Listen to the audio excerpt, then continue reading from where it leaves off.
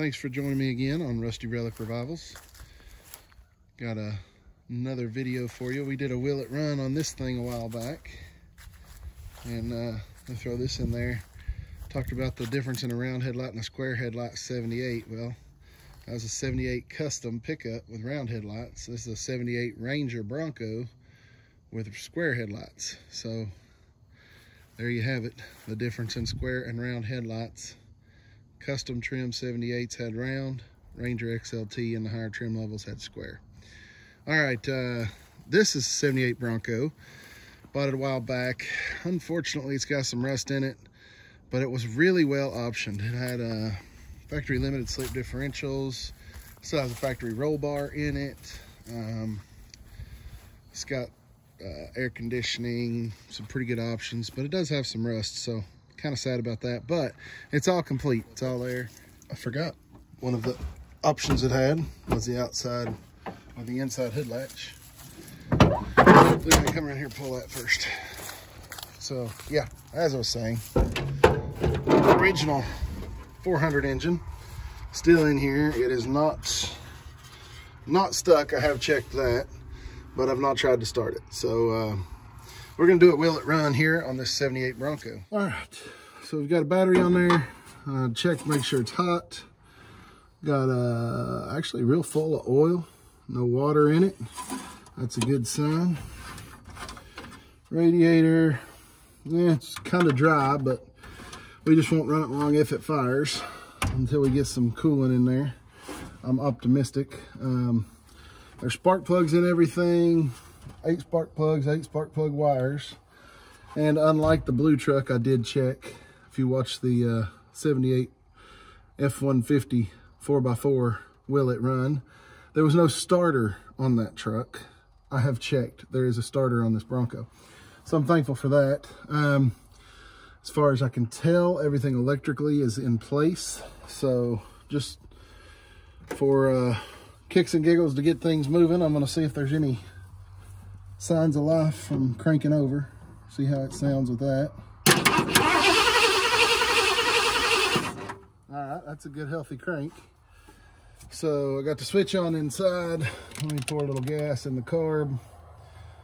Again, this thing probably hasn't run in, oh, I'd say at least a decade, probably more. So we'll just see if there's any signs of fire.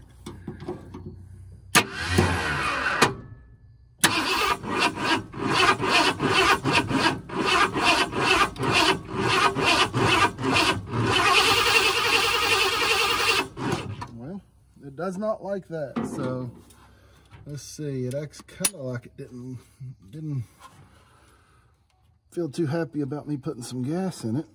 So I don't know. Make sure the distributor is turning. Remember how we checked the forestry truck? We're going to do the same thing. Okay, the distributor's turning, so that tells us the timing chain's not broke. So that's good. So the next thing would be, I say we check for spark. So let me get something to do that. Back here next day, we got dark the other night. Still trying to see if this one will fire. I think where we left off, we were going to check for spark. So first things first, I got a old spark plug. I'm going to pull the coil wire off of the cap. I usually try to rig something up here where I can look at it. And I think this old wrench will fit on this bracket somehow. Like that. Yeah. All right. And now it's grounding through the wrench. I can look and see if we got spark.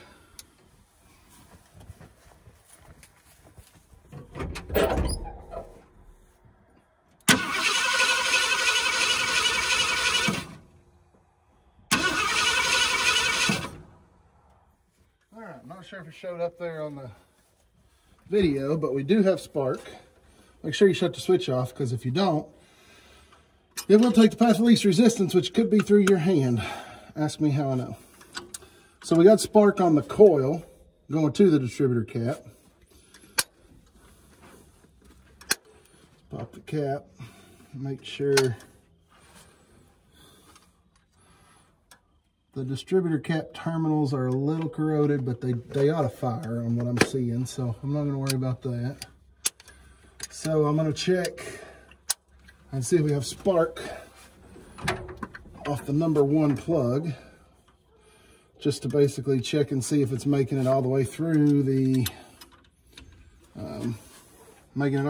cap to the plug. Now the plug on #1 will not spark as frequently because it's only hitting one out of every sparks, but you're still looking for a spark.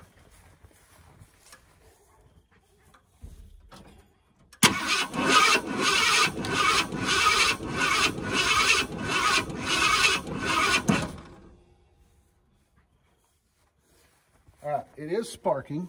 Again, turn the switch off before you grab a hold of it. It is sparking, which is a good thing, but based on the way it's cranking, I'm thinking timing might be off. So the next step is going to be check the timing. We'll need to pop the cap and be able to look at where #1 plug is for that. So pop quiz. You just saw this if you watch my videos. You just saw this on the green monster truck when we had the distributor shaft roll pin break. We had to put it back in time. So pop quiz, what do we do? If you said pull the #1 spark plug, you are correct. That's a 5/8 spark plug socket.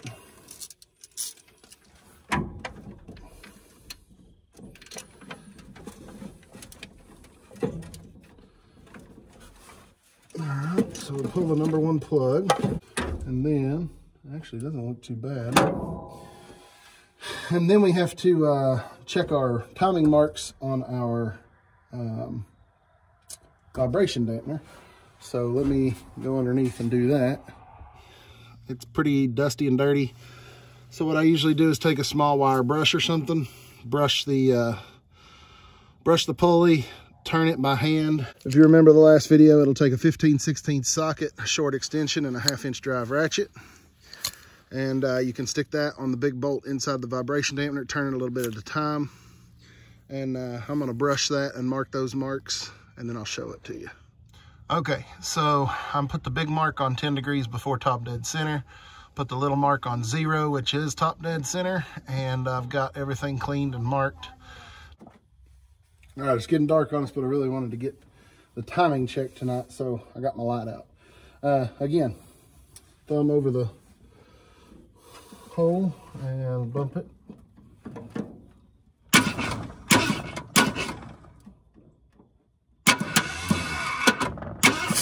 There it is. I got the psh, I don't know if you heard it or not. I actually got it pretty darn close, just bumping it just now. That's where it landed. So that's my big mark, which is 10 degrees before top dead center. And it's pretty much right dead nuts on the indicator, so I didn't have to turn it at all. But if I had, I'd have just used that 1/2-inch ratchet, 15/16 socket, turned the crank pulley till that lined up. So with the crank pulley on top dead center for #1 spark plug, we go to the distributor. We look at where the rotor button is pointed. And when I put the cap back on, it should be pointed at #1. Right now it's pointed straight to the back, straight to the middle of the carburetor. So let's put the cap back on. Okay, so it's pointed here. This plug is not #1, I don't think. This is actually #3. So I followed this plug wire, goes to here. Third one back, passenger side, is #3. So that's part of the problem for sure. #1 is, well, it's out right now because we used it to find top dead center, but right there's the plug wire for it. It's actually here. So it's actually one spark plug off. We're pointed straight to the back. Straight to the back gives you that spark plug. We actually need that one, which would be #1. So we're gonna loosen the distributor. I gotta get a tool for that. I'll be right back. So this is a Mac USA I actually didn't buy it at Mac price. It was in a box of tools I bought one time, but I knew exactly what it was when I saw it because they're really handy. You can also use a 1/4 inch drive with a 1/2 inch socket, but if you have this tool, it's amazing. It's a 1/2 inch, looks like it's a S94 Mac part number, but it's got this odd configuration with a couple of bends and offsets. It is specifically made to go down beside a distributor and get on that hold down bolt right there. And then you can just turn the little handle up here and loosen it right up. Usually a couple of turns on that hold down should get it loose enough. Now, a problem with these 351 Modified and 400 was the distributors being stuck. I'm hoping I won't run into that on this one. Even when you loosen the hold down, sometimes they are seized up in the block. I've had a few do that, but hopefully not this one. So I've got the pointer here. I need it to be here. So I've got to rotate that cap that far. And it's not stuck. I'm actually really impressed.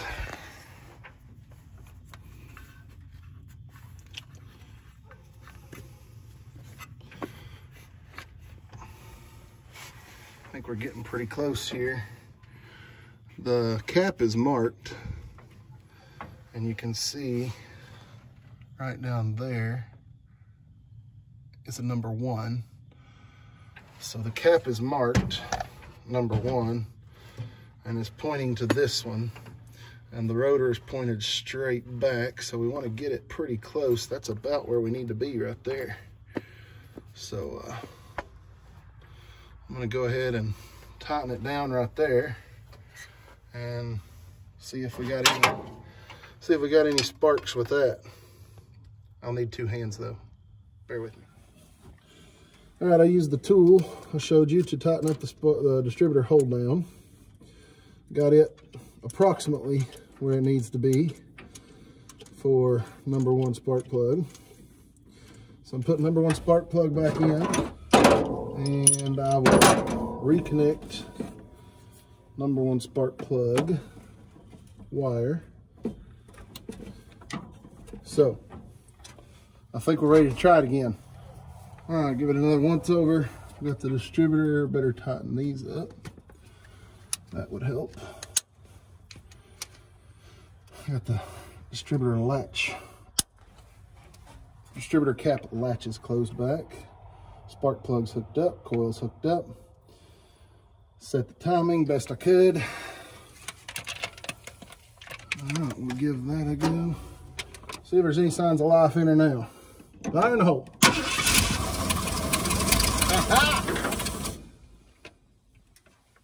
I think it might try to run.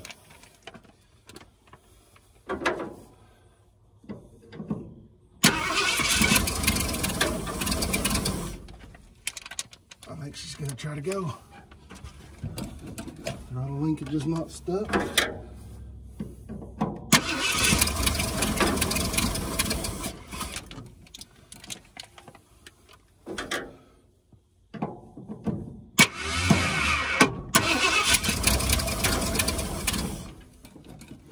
You know what? I'm going to adjust that throttle just a little bit.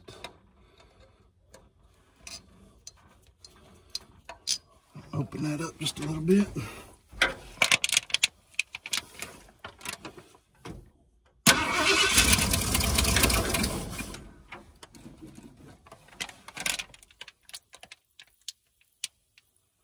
I don't have enough hands.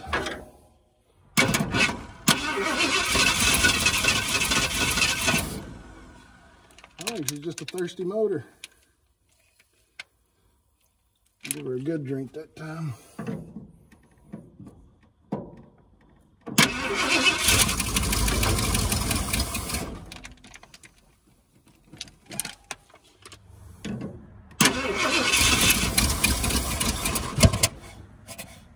That's not cool. I think the timing may still be off just a hair.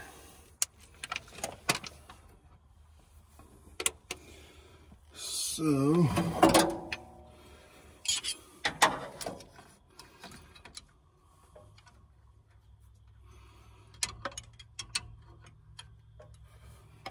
going to back that off just a little bit. Backfires through the coil. may have a timing issue just a little bit. Let's see what that does.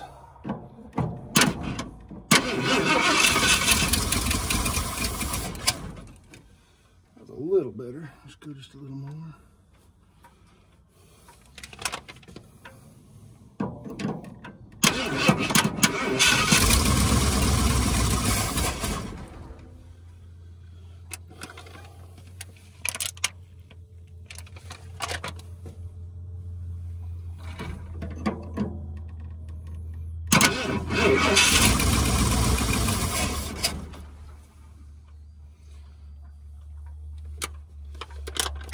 I may have to pull double duty here, a screwdriver.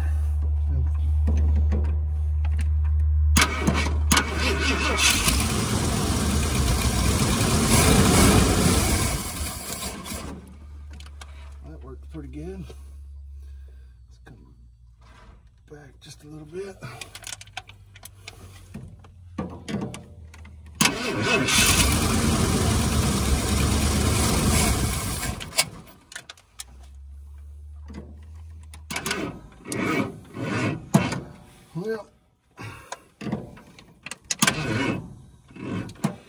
Well, I cranked the battery down. There's no more life left in her. I'll have to charge it back up tonight. Okay, next day. Last night battery ran out on us. We cranked it down. It had just barely started to spit and sputter a little bit, act like there was some signs of life. So next day, got some daylight, got a fresh battery. We're gonna try this again, maybe fine tune the timing just a little bit, give it another whirl. It had just spit and sputtered a little bit. I was trying to juggle kicking the solenoid with my left hand and jumping over to my throttle with my right.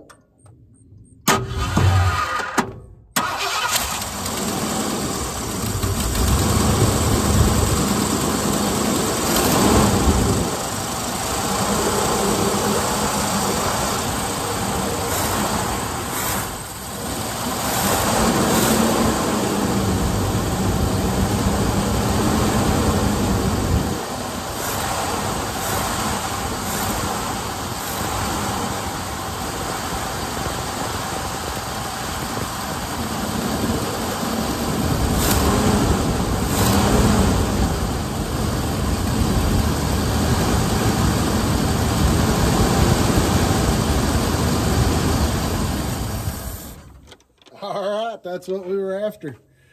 So the tag on the back says it was last tagged in, I believe it was 02 or 03. So easily 20 years sitting, as evidenced by all the creeping cruds sitting on the motor when I first popped the hood. So 20 years sitting. This one was not locked up, had oil in it. Didn't have a whole lot of coolant, that's why I let it die, but it's got a little in there now, so it's pumping something, which is good. So there's something in there. But before I run it anymore, I'm going to get some coolant in it, check a couple other things out.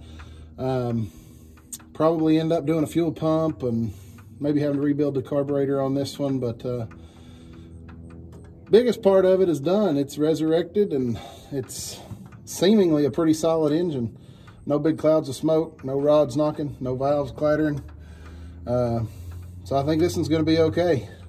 Not revived to the point of on the road, but revived to the point of engine running again. So I appreciate you guys following through on this one. I know it took a couple of days to get it done, but tickles me to death to hear this one run. And the old 400's still going.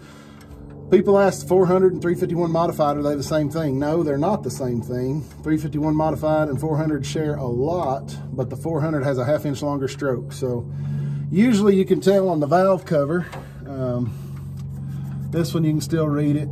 The family says 351M 400, but then the displacement says that it's actually 400. So you can tell on the valve cover sticker if it's still there.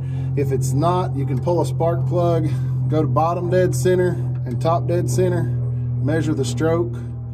If it's 3.5 inches, it's 351 modified. If it's 4 inches, it's a 400. Now I may show you how to do that on a different video, but at least for this one, another one revived. Come back and see us again next time. Like, subscribe. Hey, speaking of which, we have 180 subscribers now last time I looked. So that's awesome. Tickles me to death. There's lots of people wanting to keep these old Fords running. So thanks for watching. We'll catch you next time.